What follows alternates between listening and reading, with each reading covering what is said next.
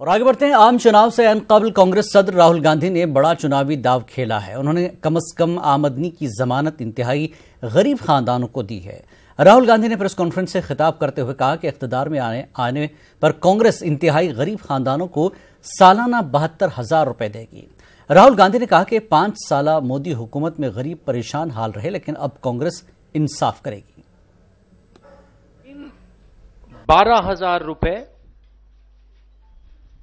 12,000 रुपए महीने की होगी। हां, सरप्राइज हुए ना आप, शॉक हुए ना।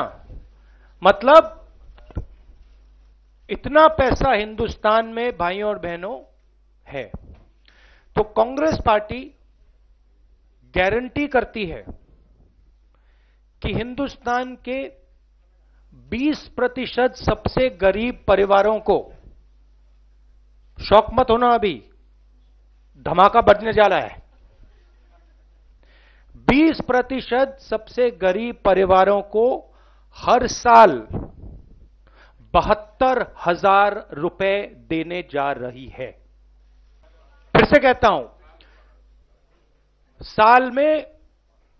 एक साल में 20% सबसे गरीब परिवारों को, हर जात, हर धर्म, हर भाषा के गरीब परिवारों को